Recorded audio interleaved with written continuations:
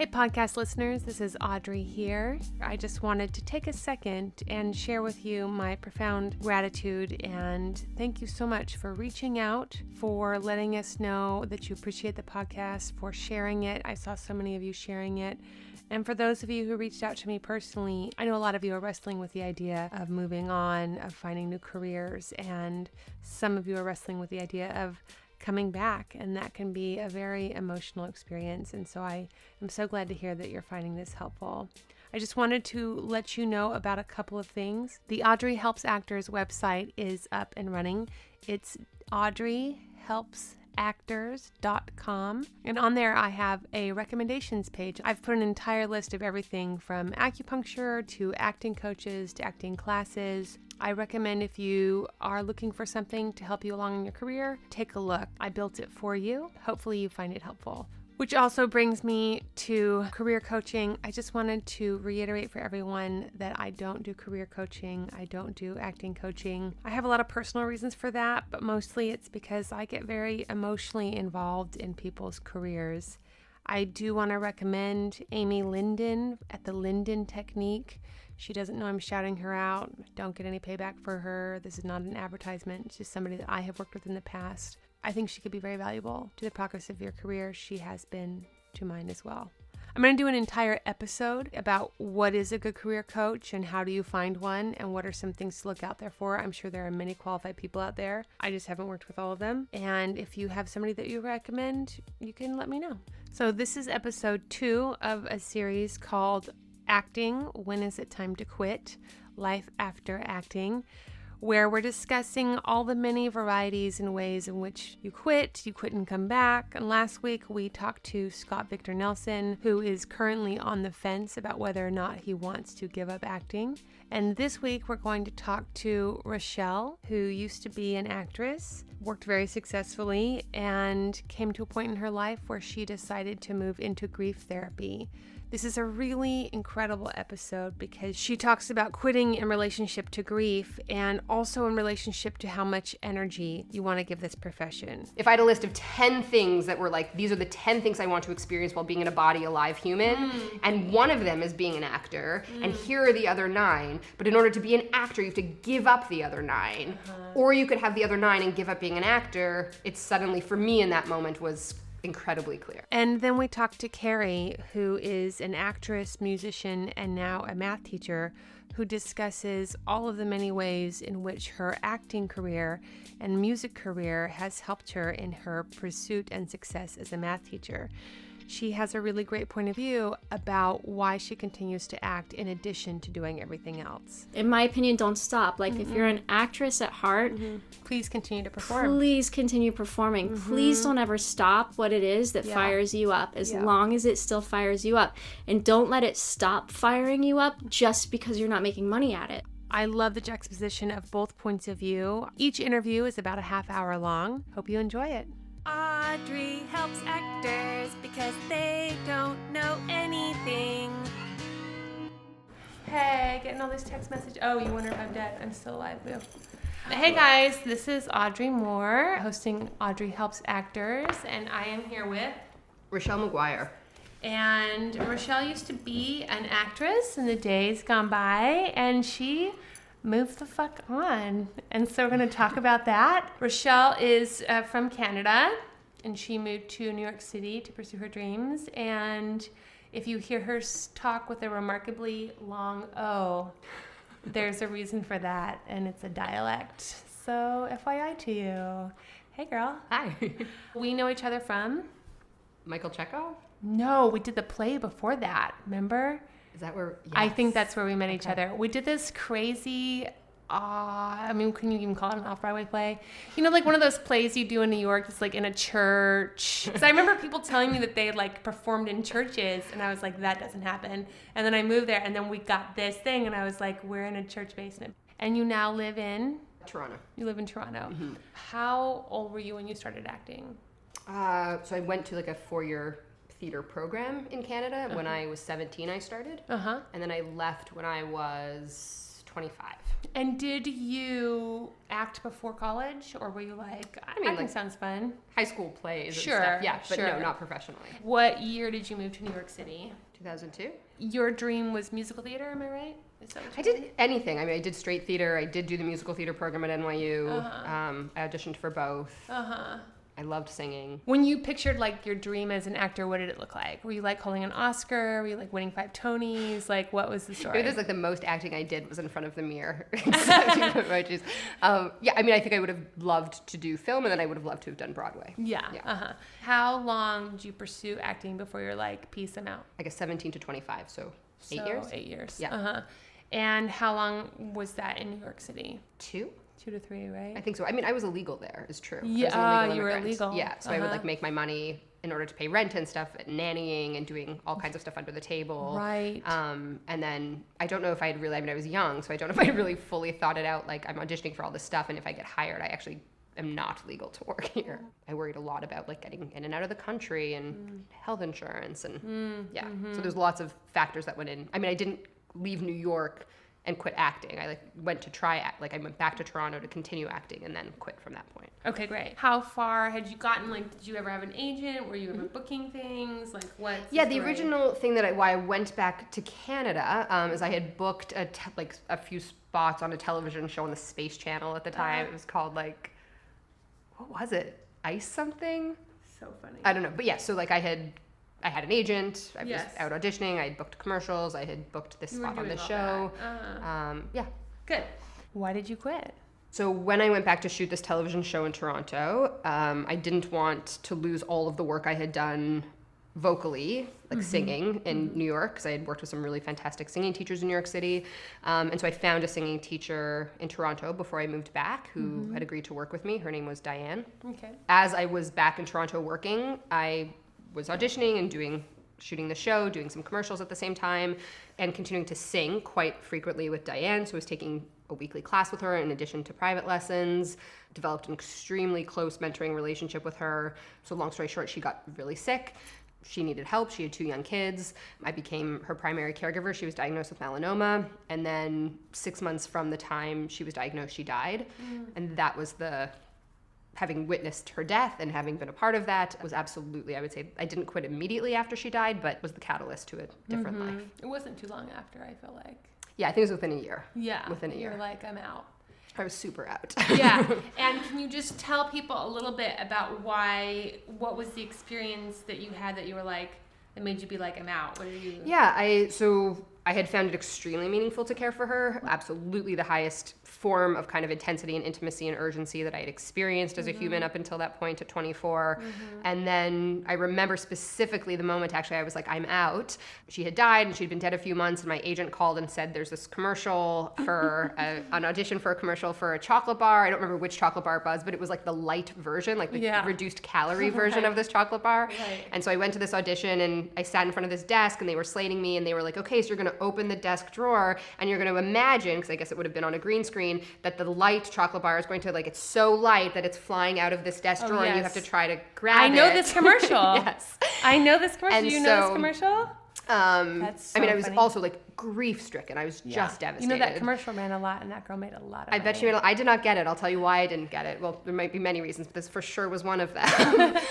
So he asked me to do it, and I did it. And the first time, he's like, "Actually, could you do it with a little bit more like brevity, a little more lightness?" And I remember just like the tears actually starting to stream down my face, and I was like, "Yeah, it was awful." And I looked up, and I was like, "A fucking monkey could do this." That's so.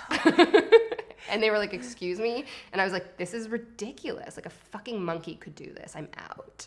That's amazing. I left, got a phone call from my agent a little while later.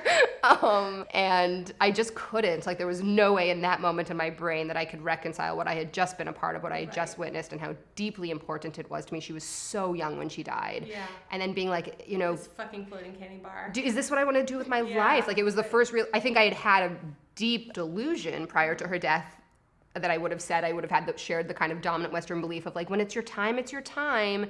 And then I saw my like stunning, beautiful friend die in front of me with 2 babies, not her time, absolutely with a plethora of things on her list of things she wanted still from life, and she just didn't get to do them, and she won't. She's still dead. And so I love that. That's one of my favorite things is #still dead. She's still dead, Whenever right? I talk about my dad, I'm like, #still dead. He's still dead. I know. Of course. And so it was this really confronting moment for me in my own life of realizing longevity isn't promised. I don't get forever. And then the big question, which was just, is this what I want to be doing? If I only get how long she got, if I even get less, like, is this how I want to be spending my time alive?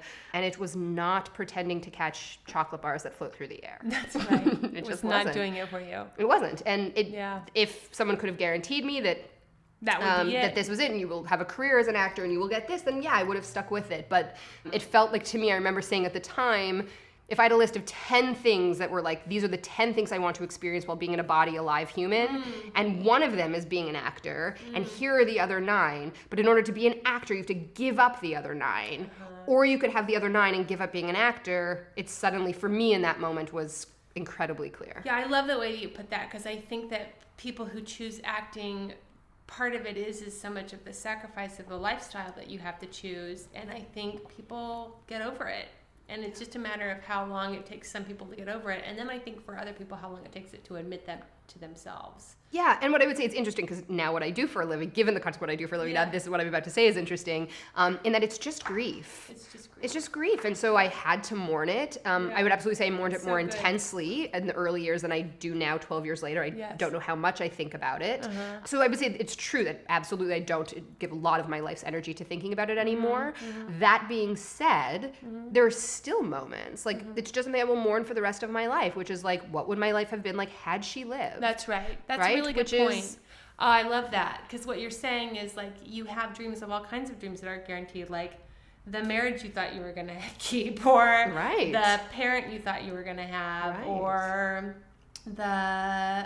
the career that you thought you were going to have in life. Even on the list of like 9, so this is hypothetical, but the 9 other things that I said yes to, essentially, right? So many of those things, it is true for me that I've been able to have since leaving. That is true. I won't get all of them, and that has nothing to do with not being an actor. It's just life. That's right. And so there's lots of experiences being human that I just won't get to have. That's just true. And for me, the giving up, I mean, the 2 parts. One is I wasn't in a place. I was so deeply bereaved and grief-stricken. I wasn't able to do the job. And so nobody should have paid me to do that kind of work at that point. I was a mess.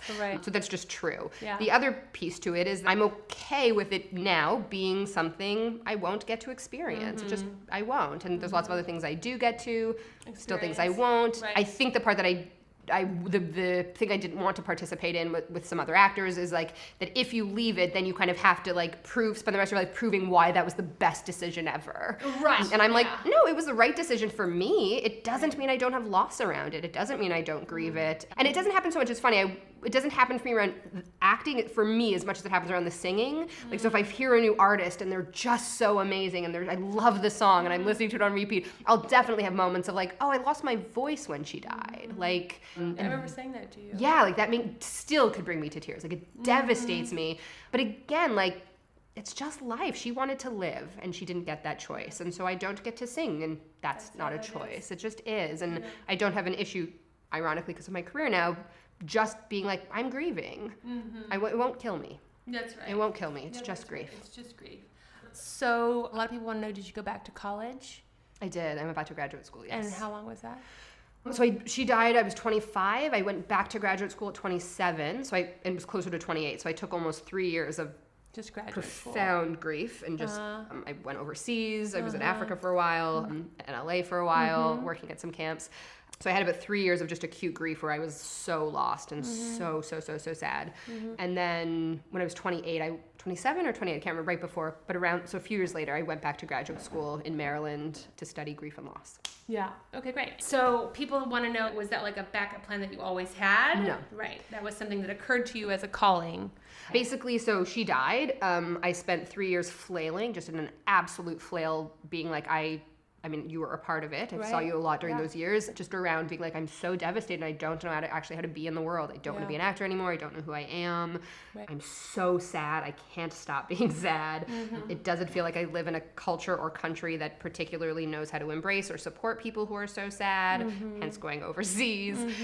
And yeah, and then in that, I would say a deep curiosity started to develop, which was, what is this thing called grief? It seems like such a beast. Is it the same for everybody? Is it a universal experience?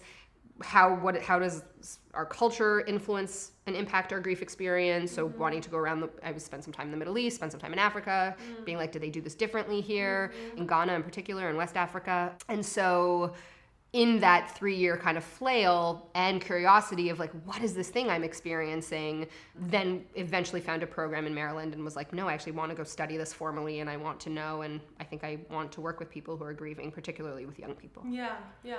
How is having quit? I mean, it's a mixed bag. Yeah. Do you miss it?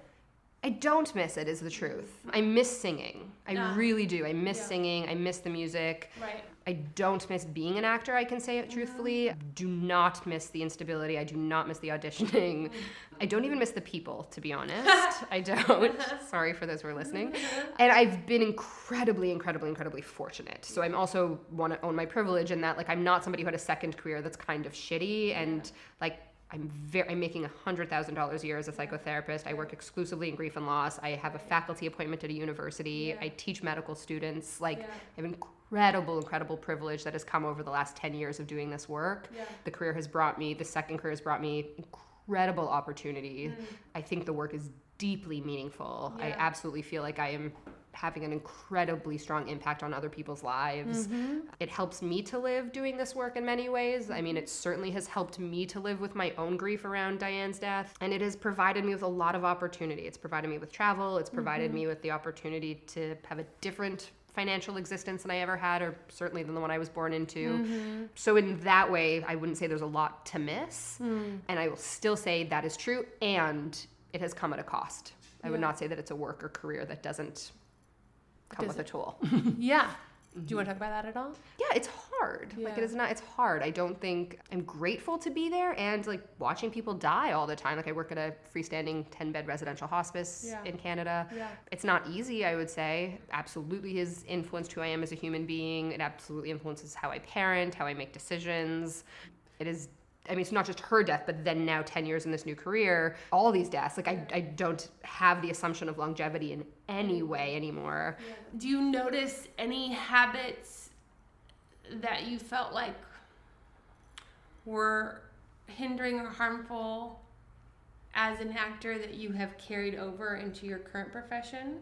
I would say it's helped me in the sense that, like, I'm a spectacular public speaker and lecturer. And so I have a lot of the attention, and the reason my career in this sector in hospice palliative care and grief and loss has taken off the way that it has is because I can lecture and speak in a way where lots of folks listen. And I would say that a lot of people in the sector are deeply empathic, or maybe even a really skilled clinician, but don't necessarily have like the persona for this kind of work. And so I've gotten a lot of attention and success just, I think, because I actually am an actor in some ways, and so I have a lot of my ability to articulate, my ability to say things in a specific way, or to convey mood. And be engaging. Absolutely. Even the ability to be vulnerable, right? Like, and then my degree of emotional literacy and accessibility is different than folks who are in my sector.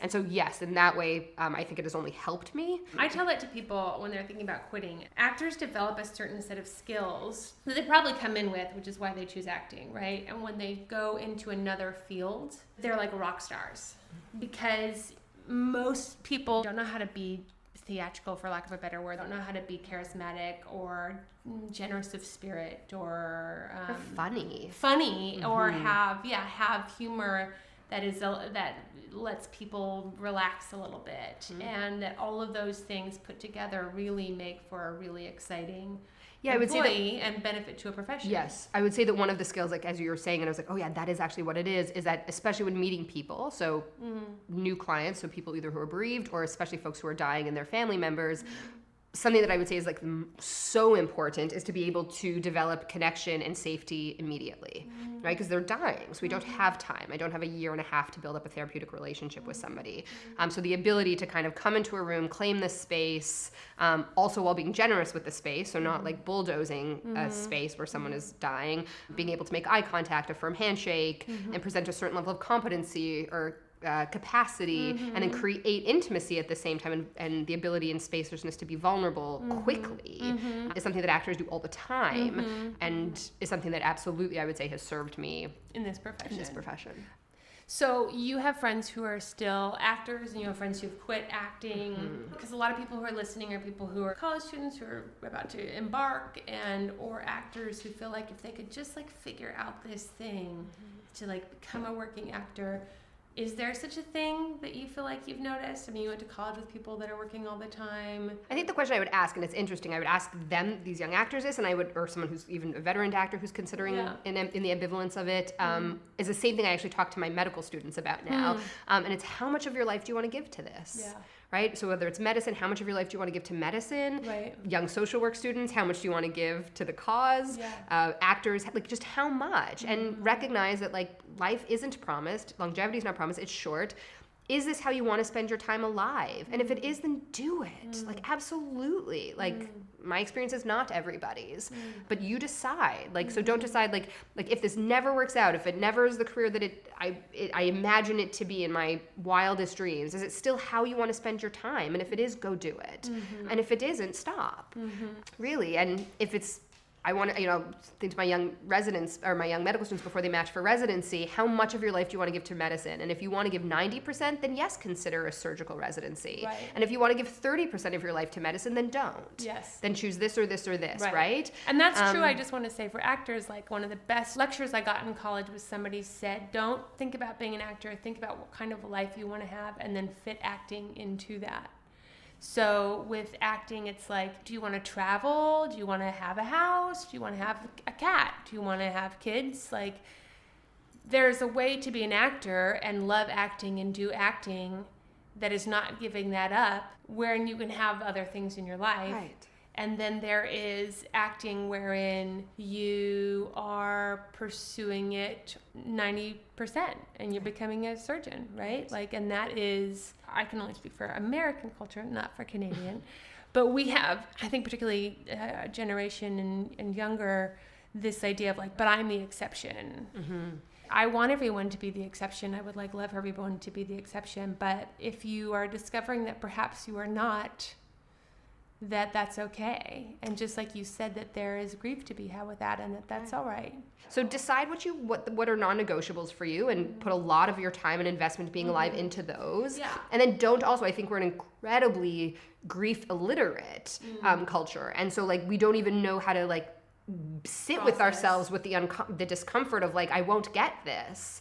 And so we become almost maniacal about making ourselves have it, even at the expense of all these other things we could have, because we just can't sit with our own grief. And in that way, I think what gave me permission to leave acting was I didn't have a choice. I mean, the grief just took me out. And so like I had to learn how to be with it. I actually didn't have a choice. And so, and what I will say, I mean, I'm not grateful she's dead, but I'm so grateful that at 25, I actually had to learn how to identify grief, how to be with it, how to actually still function alongside it.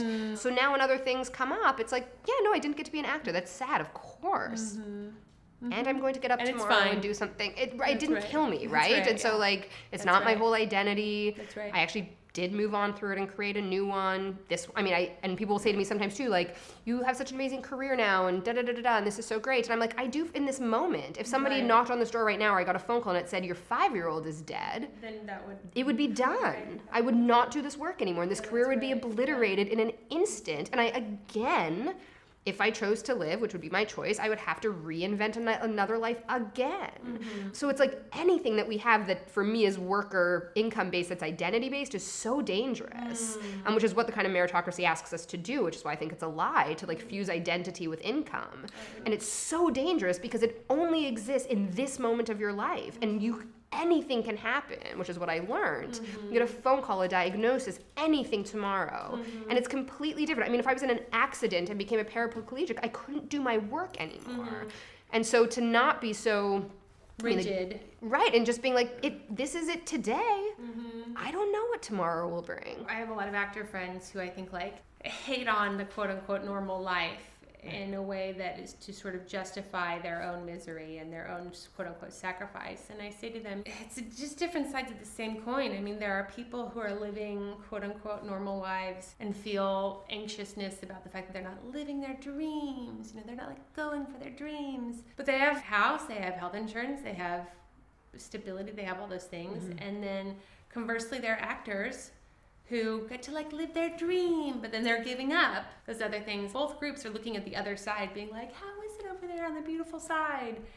And it's just which side is more comfortable for you? Yeah, and I mean, yes, absolutely, I hear you. And I also think like, so even the idea of like, you can have it or you can live your dream, it's just like, that's a privilege. Like, if you're really and truly, if you were, and not to in any way minimize the conflict, I was in it myself, and I can still acknowledge it as having been holding a profound amount of privilege, that at 25 I had the luxury of considering whether I wanted to leave something or not. Right, that's like, right. It's ridiculous amounts of privilege. Yeah, that's in and of itself a luxury. Yes. Yeah, that's right. My experience anyways is that life is incredibly hard. It's just hard. And that's not even involving horrible systems of oppression or death or trauma. Like life itself is actually just really hard. And so I guess the question I would ask, or what I choose to do, is to say, like, what makes it easier to live?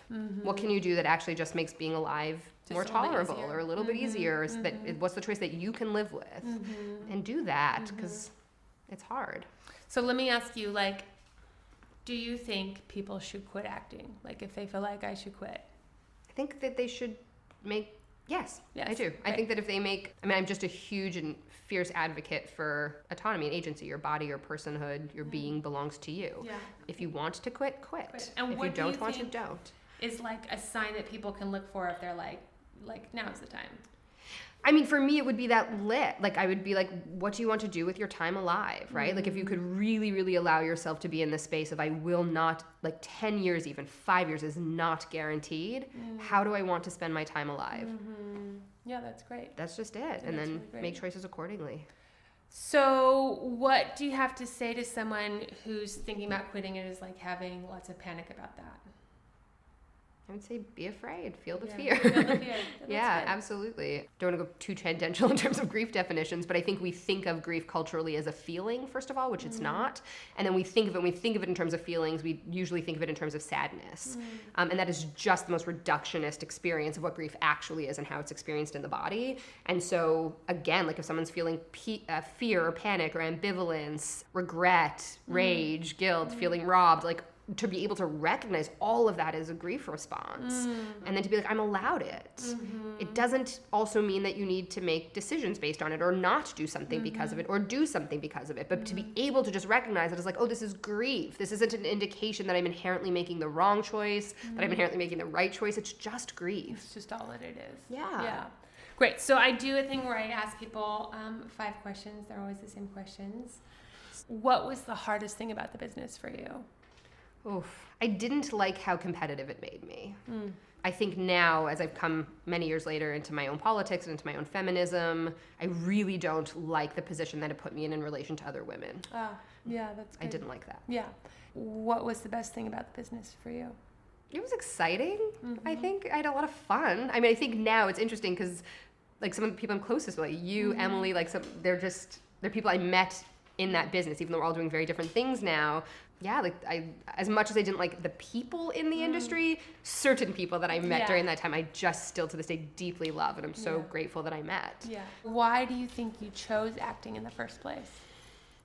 I mean, in a very small version, I think growing up as a child who absolutely was not seen, absolutely was not heard, unconscious, however unconscious it was, that seemed like a really good vehicle to, like, I wouldn't have even had this language back then, but I think it was and somehow I had fused it with the biggest fuck you I could find. Yeah, that's good.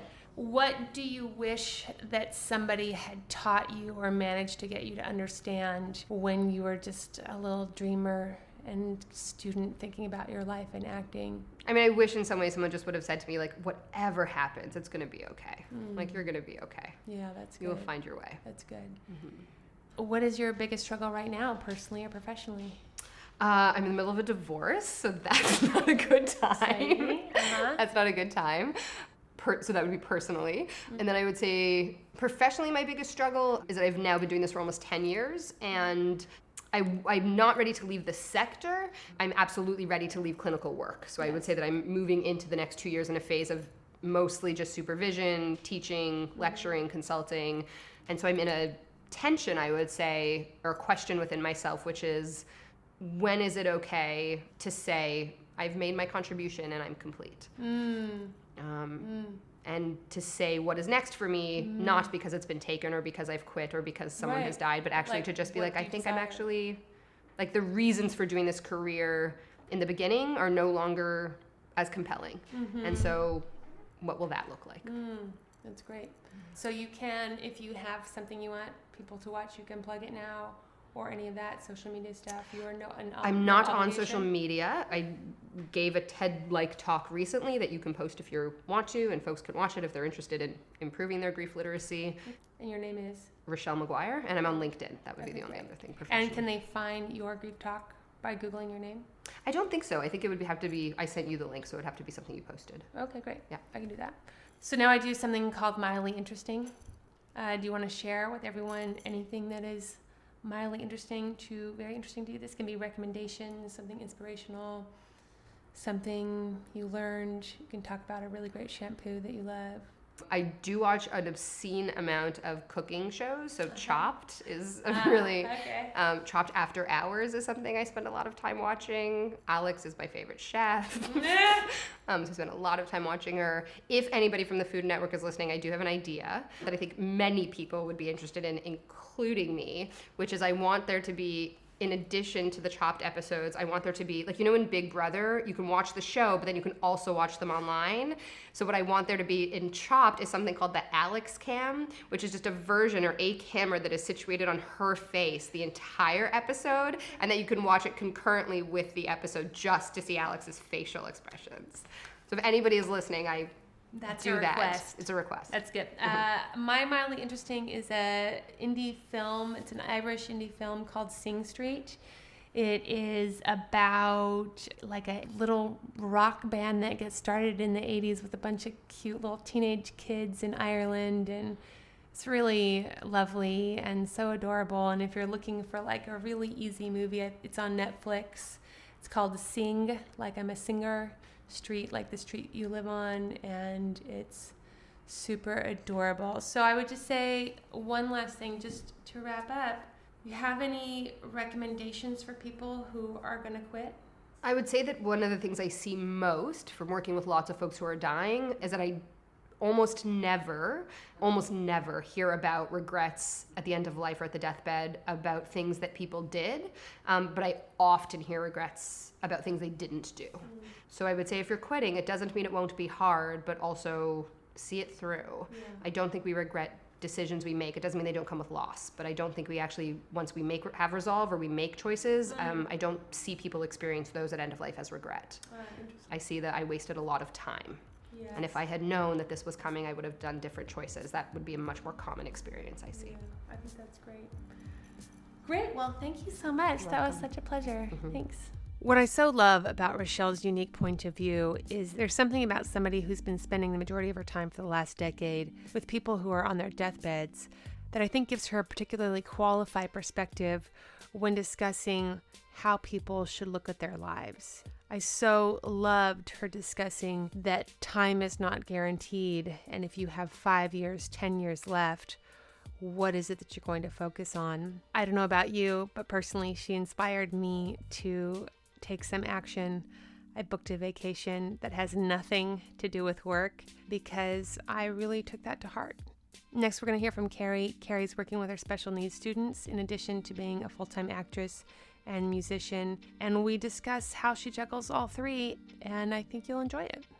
Kerrie knows she's a recording artist. She's super fabulous. So hi, everybody. I'm Audrey Moore, and this is Kerrie K. We're going to talk today about being an actor and deciding to go part-time with it and pursue other fields. So you are an actor and a math teacher. I teach 7th grade math. Which you guys have to understand is such a trip to me because Kerrie is like the coolest person I've ever met. Like if you're going to think of like a cool chick, you're going to like write her and you're going to like talk about who she is. It's Kerrie all the way. She has always outcooled everyone I know. She's a musician as well. Mm-hmm. And do you play anywhere that anyone can know about or should know about? Or well, I have played bass guitar and vocals in a band called the Delta Mirror. See, she plays bass guitar, you guys. She is so cool. I don't know what to do about it. Come on. No, you are.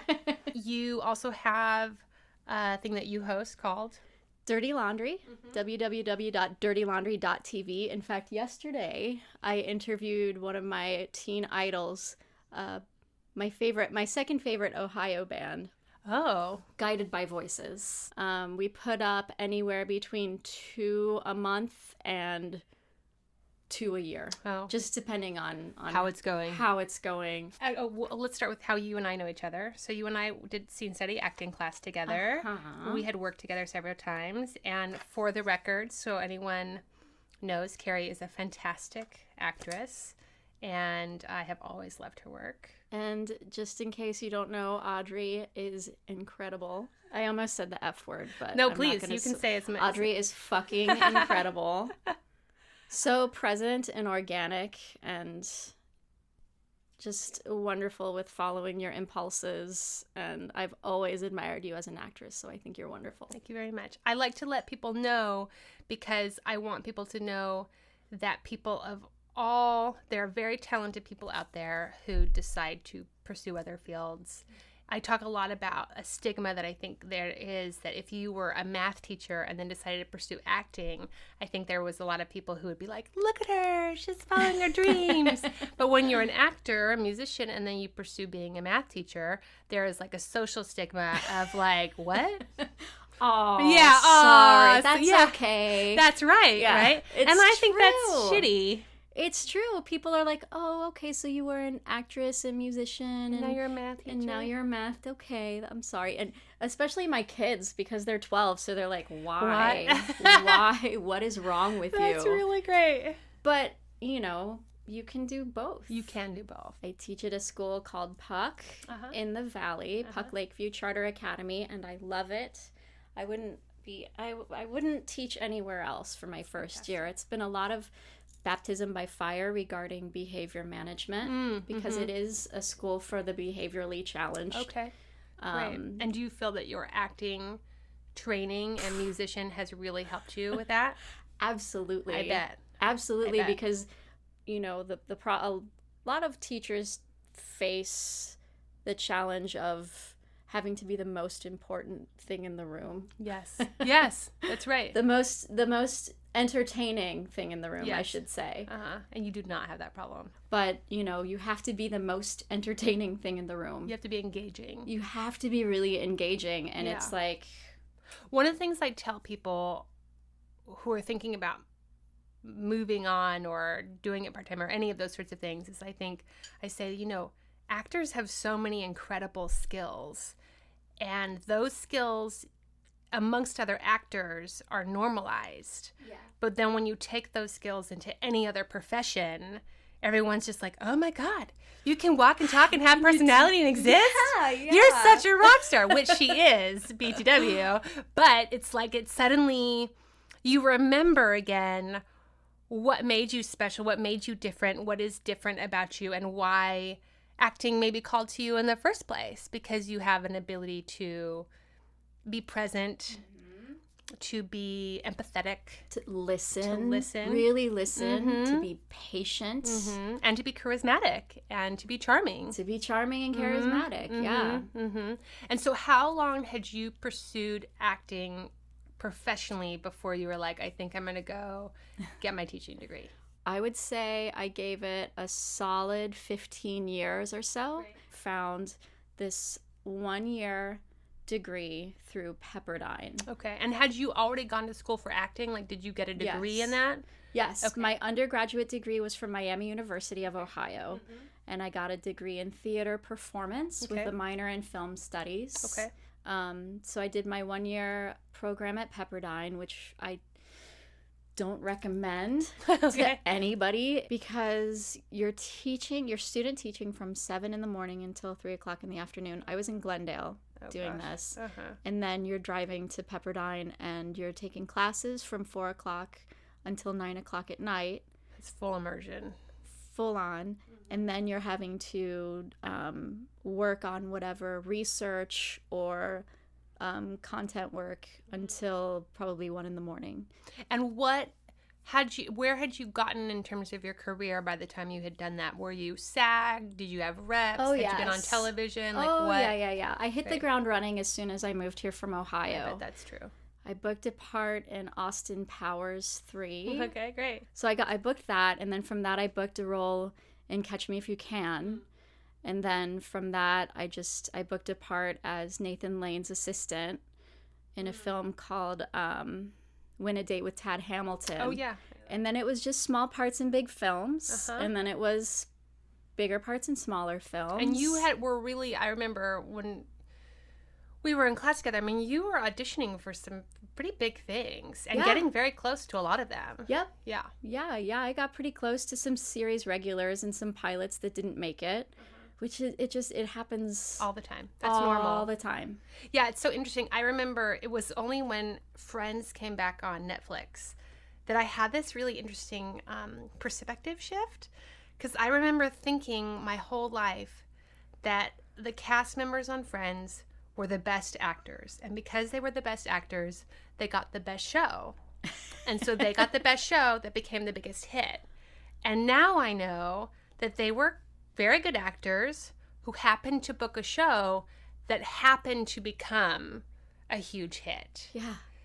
And that was a rather late, very impressive discovery and mind shift on my part, because I had always thought, I thought that things were like fair, that your talent caliber equaled the opportunity that equaled then the success of that opportunity. Oh God, if only. If only. And now I know that it's all really a shit show. Yeah. And that there are incredibly talented and well-seasoned veteran actors who get on shows all the time that end up not going. Yeah. And then there are just as many actors who are not even less talented, but certainly less seasoned, that just happen to get on a show that happens to become a huge success. Yeah, it's luck, opportunity, and hard work. Yeah, I used to get really grumpy about Oprah's thing about luck is opportunity meets preparation. Because I felt like you've just not been in show business.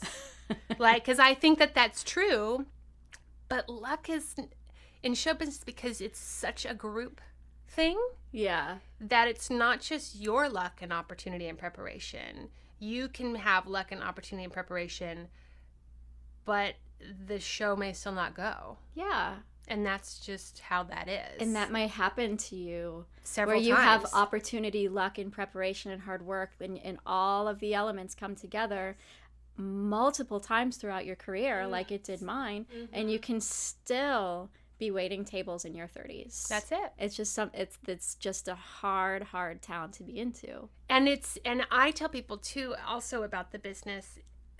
I've had this recent discovery about statistics, because as people who know me will know, I keep very good statistics. I keep track of all of the auditions I do, and then all of the callbacks I get, and then all the bookings I get, and then I follow who booked them, if I didn't book them, and those trends, just to sort of really stay on top of it and be honest with myself about how I'm doing numbers wise. Because That's wonderful. I think a lot of actors can get into the fairy tale of themselves, and they'll think like, I'm doing really well, and it's like, well, no, you had 25 auditions and you booked one. Is that well?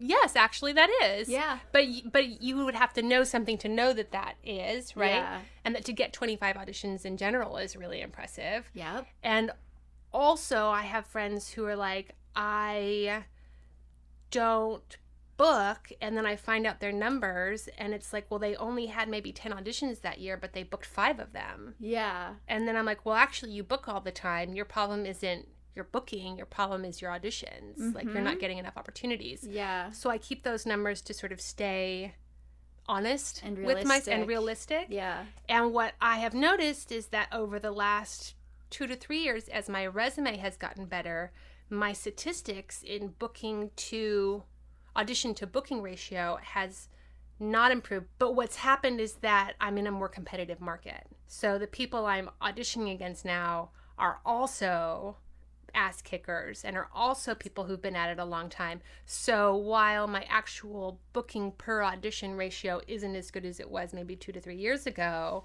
the caliber of auditions that I'm getting is better, and also the people I'm up against are better. So you've sort of graduated into a tier of quality over quantity. That's which correct. Which is a wonderful place to be. It is. And also, as we mature as ladies. Yes, that's right. The numbers drop off. You know, like in our 20s, we were up against a lot more actual of women bodies. Yes, that's right. In the rooms. That's right. Than we are in our 30s, and then we will be in our 40s. That's correct. Yeah, that's correct. And it's going to drop off even more in our 50s, and I'm not going anywhere. Okay, so tell me about the decision for you to go into teaching, and was that emotional, or was that hard, or were you scared at any point, or did you have ideas about that versus the reality of that?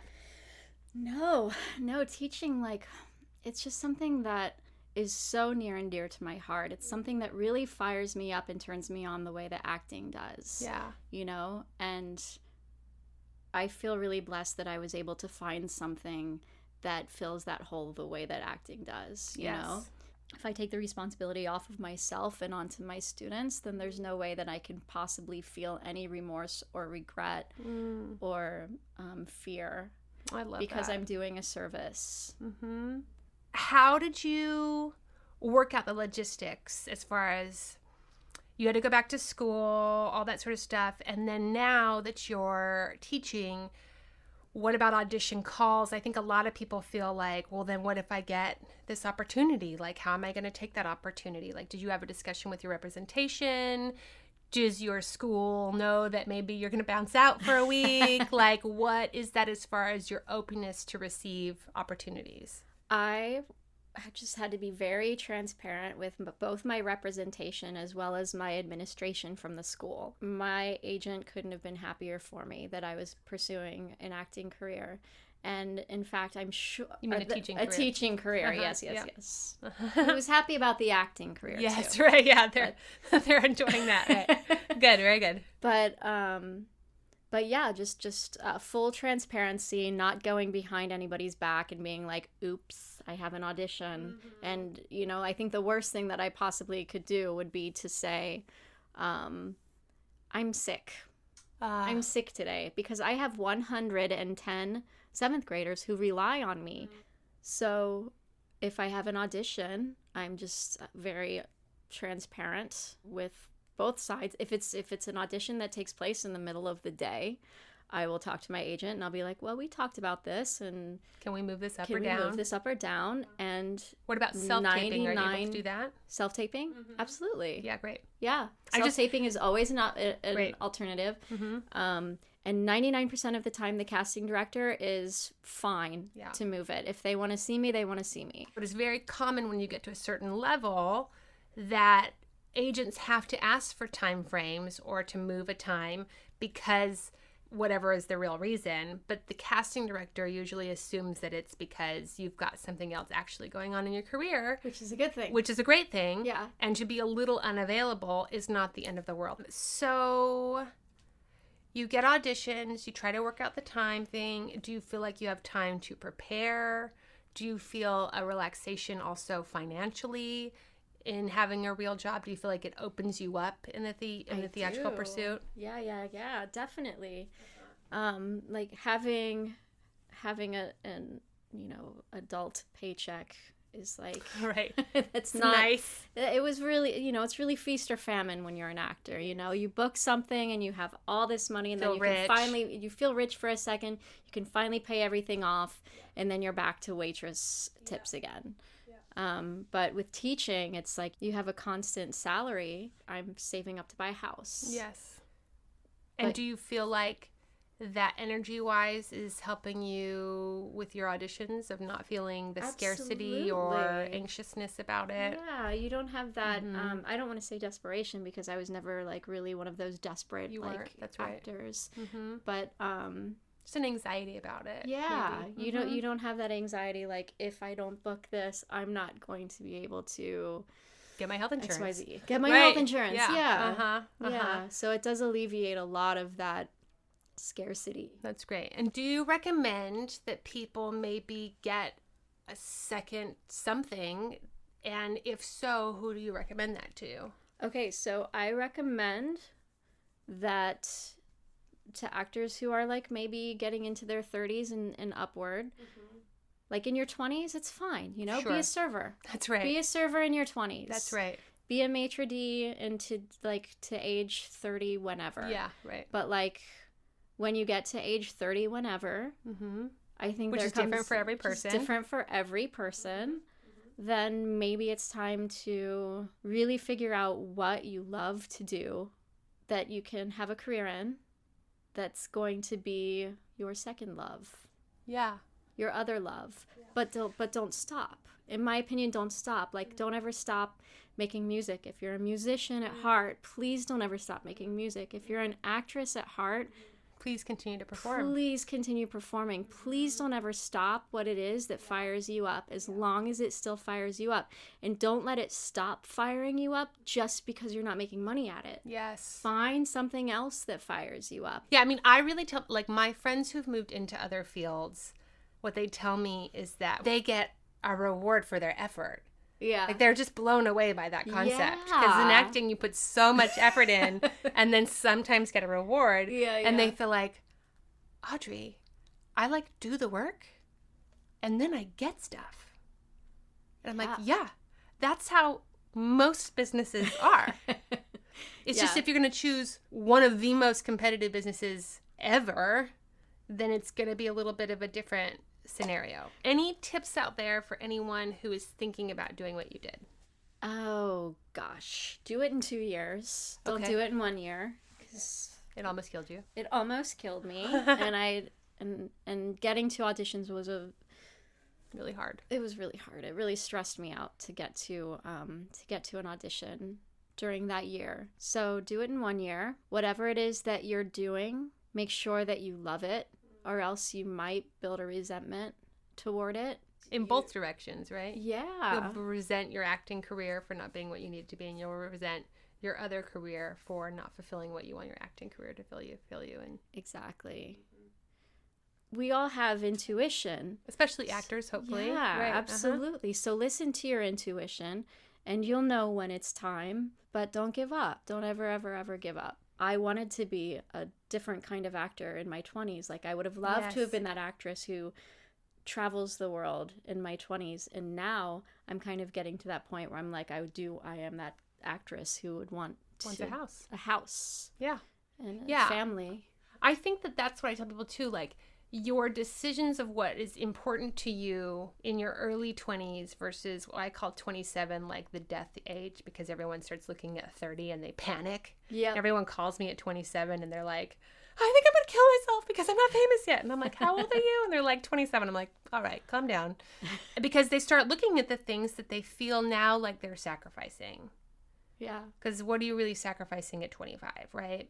But when you start hitting 27, when you start hitting 30, and you cannot travel because maybe you can't afford to travel, or you can't miss opportunities to travel, and that starts to feel more like a sacrifice. Yeah. Or maybe you're still waiting tables, and that feels like not the best use of your spirit and energy is a big thing that happens to people. It's not even that like waiting tables makes them upset. It's that they feel like life force wise they have more to give than to be giving their life force to that profession. Mm-hmm. And it's fine to do that when you're 25, 26, and you think like, this will be over soon. Right? But if it's not over soon and you've sort of come to the terms that it's not over soon, then you have to just have a real honest conversation with yourself about what's the best use of your time. One of the things that was most shocking to me about moving to LA in the profession of acting was the discovery that if you've always been an actor, you're inherently less interesting. And I think there's something about being a teacher and then also being an actress, which is going to be really great for you. Because when you talk to people in the industry about anything other than the industry, they are excited, they're fascinated, and suddenly you become like a dynamic, interesting person. But when you've only been an actor, you've only done acting, all you know is acting, you're just like all the other people who only know acting. Yeah. And I think that there is a tremendous interest on the part of both writers, directors, agents, when somebody comes from another field or has as a part of their lives another field that isn't this field in any way. I have found that it's always really great for them and their work. Okay, I always ask people if they have any questions for me. Do you have any questions for me? How's it going? It's going pretty well. Yeah? Yeah, it's going well. Yeah, like I said, I feel like I'm discovering, I always make the continual discovery that it doesn't seem like I walk through any like door suddenly and then everyone's like, here's all the roles, you know? And I know that does happen for people eventually sometimes, but I always think that the next door I walk in is going to be the door that is true for me. Yeah. It has not been yet, and that's always a surprise. The qualities of auditions are great. My numbers are fantastic. And in just the perspective of my long haul, I mean, I am where I always wanted to be. Yeah.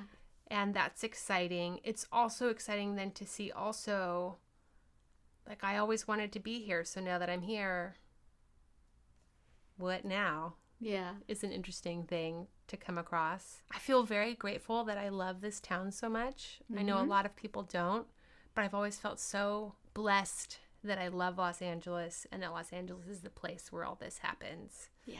Because I think it would be really hard to be in a place that you don't love but have to be in for your career.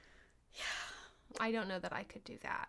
Yeah. So I feel very lucky that every day here feels kind of like I'm in paradise. I mean, I know that sounds really cheesy, but I think LA is magical. And it is a magical place. It's magical. And I love both sides. I love the beauty and I love the darkness. I think both sides are really capture me. Yeah. Both sides. So that feels very fortunate. What's the secret to your optimism?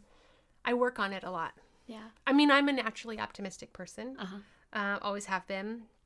But I work on it. I mean, I meditate regularly. I listen to positive things on YouTube of various self-help versions of people. I have a pretty low tolerance for being unhappy. Yeah. I would say is more than anything. If I'm like unhappy for more than a few days, I'm like pretty on it. Yeah. Because I have experienced that it's not my natural state. And so if I go there, I do whatever really is required to shift it. Yeah. Like go for a run, meditate. Meditate, even more than that. Oftentimes it's a risk that needs to be taken. Sometimes it's a surrender that needs to happen with my expectations. Sometimes it's a nap. It's usually a nap. Because I feel that if I'm going to be pursuing acting, then this should be a good time. Yeah. Let's make sure that it's really enjoyable. Yeah. Because I really do love it.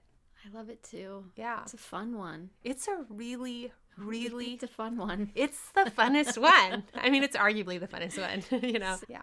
Okay, so I have 5 questions that I always ask everybody. Okay. So what is the hardest thing about this business for you? Some days it's the traffic. Some days it's the juggling. Some days it's the heartbreak of getting really, really close and then not getting it. Yeah, that's a big one, I think, especially when you get to a certain level. Yeah.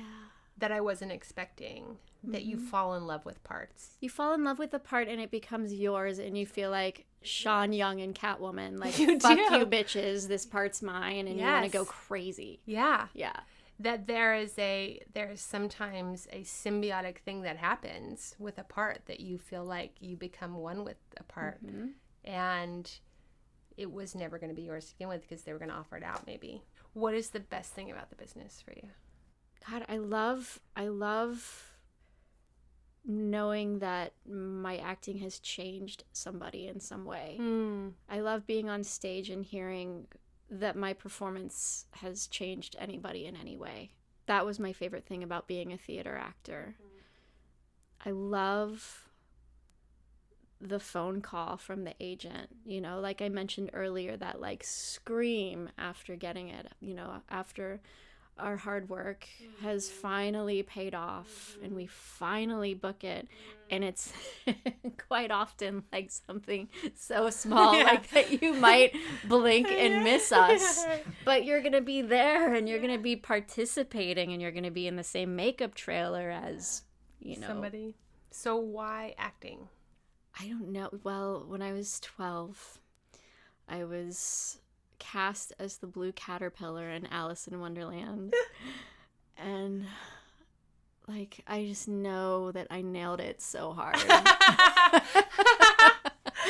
My first line that I ever had to say was, "Who are you?" But I dragged it out so long, and I was directed that way, but I sold it. You sold it.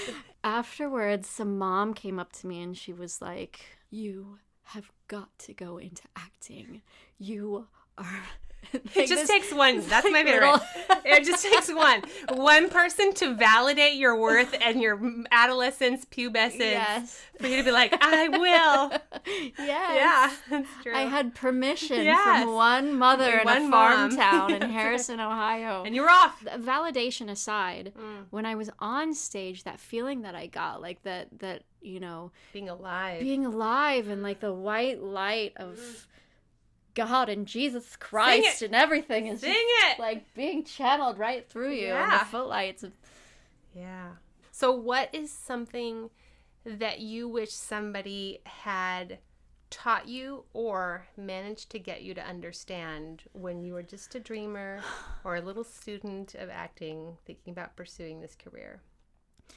I probably would have said, keep going, take less breaks, and work harder, and drink less. Yeah, it's funny. You're not the only one to have said that. So that's an important one for all of you listening.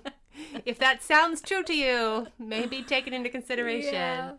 Yeah, it's interesting because I feel really when there are two groups of actors who arrive, and one of them is you need to take this a little bit more seriously and put a little more effort into it, and the other one is I need you to take this less seriously and put a little less effort into it. And I really tell people, when you are having your acting teacher, make sure you get the lesson that you need, because some teachers are like, you need to get on top of it and you need to put in your hours and you're doing 90 hours a week and and if the person who's already over obsessed is getting that lesson, then that's not going to be helpful to them. No. And there are other teachers who are like, it's whatever. Like, you got to do what you do and you see what you see and then you try it out and, you should enjoy life. And, like, you have to have your own life and you have to enjoy your life and you have to have a personal life and blah, blah, blah. But if the person who's just, like, drinking and hanging out too much gets that lesson, then that's not helpful to them. Yeah. So I say to you actors who are, arriving in town and you're looking at who to study with, that if you are a person who in general needs an ass kicking, make sure that you get with a teacher or coach who gives you an ass kicking. And if you are a person who doesn't need people to kick your ass, you need to remember to relax and enjoy, then make sure you get with a teacher who allows you to have the mantra of it's time to relax and enjoy, and to make sure you enjoy the journey. Yep. Yeah, very good. Yeah, so like booking all those parts so easily so early on really worked against me. That happens a lot to people who have immediate success. Yep. Is that they feel like that's normal. And that it's never going to stop happening. So what is your biggest struggle right now, personally or professionally? Well, I'm not working summers right now. Yeah. Which is definitely not a struggle. That's great. It's a wonderful thing. That's a blessing. Yeah. It's definitely a blessing. Yeah. So I'm looking at, okay, well, for the first time in my entire life, because I just finished my first year of teaching, I have all of this time. Yes, that's so cool. And because you have the income coming from teaching, but you have the time off. I've never in my life had enough time and enough money to pursue acting. Yes. Like maybe in my early 20s, I had 3 or 4 years where I had enough time and money to be an actress. But now I have enough time and money to be an actress, musician. So I'm struggling with, what do I do? Who wants to get a project together? And this is a good struggle. Yeah, it's a great struggle. This is a good thing. This is a good problem to have. Yeah, I think that's so great because when people have money because of family or whatever to pursue this business, part of the reason why you see those people sort of glide along a little bit faster and a little bit easier is because they have the time and energy to put into the work and only the work. Yeah.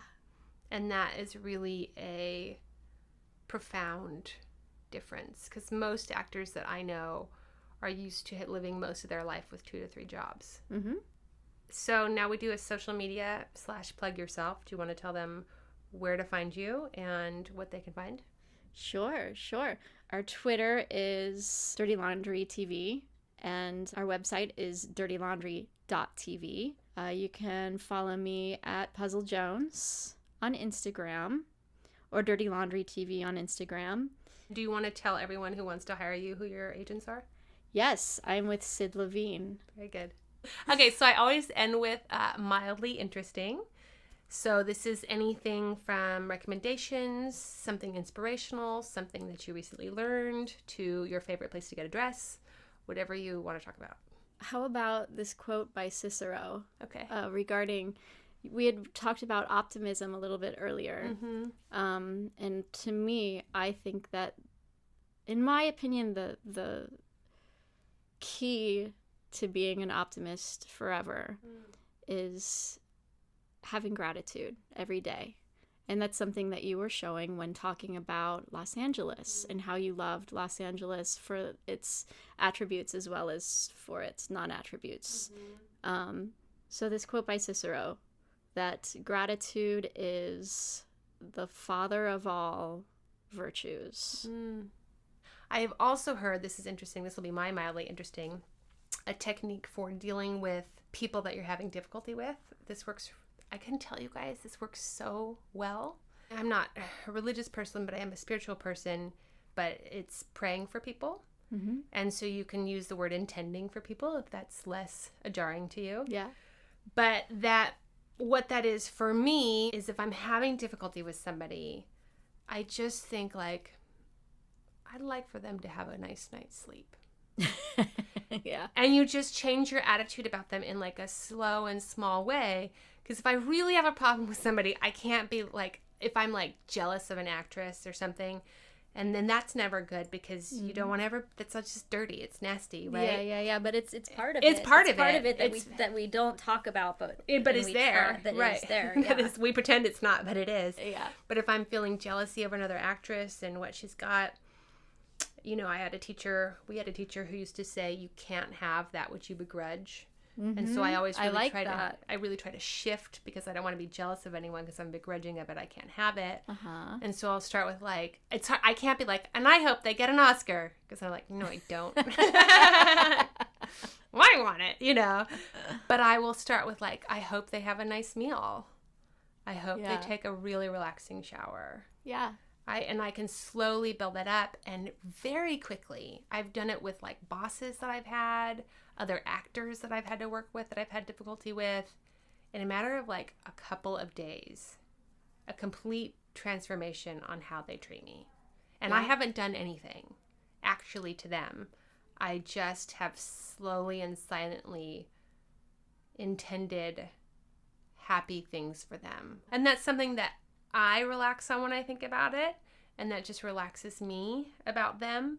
And for some reason, some spiritual juju, it just works. Yeah. It works really well. So if you're having difficulty with somebody, I really recommend slow and sure intending for wellness for them. That's great. Well, thanks, Kerrie. I Thank thought that was you. so great. Are we done?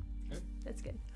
Next week on Audrey Helps Actors, we talk to Tara Redfield, who is also known as the Food Pervert. She's a food blogger and social media consultant, and we get into some really exciting topics, and I ask her, in her opinion, when is it time for people to move on to another career, and how do you know? If you start to dread going to auditions or you just are like, oh, I just don't really feel like it. I had some moments like it just wasn't, for whatever reason, bringing me the same joy that it was at one point. Also, we discuss the dangers and pitfalls of becoming a professional student instead of becoming a professional actor. I think it's very easy to have it happen, especially for personalities who like school. Right. So, like, I'm a very type A person. Like, I was always teacher's pen, yada yada. Like I always liked doing well in school, and so like an acting class can become that same kind of environment. 100%. You're just like rewards for being great. Exactly, and they're clapping. Everyone's coming up to me. We're also going to talk to a good friend of mine, Bridget Valdez. She is a working actress here in Los Angeles,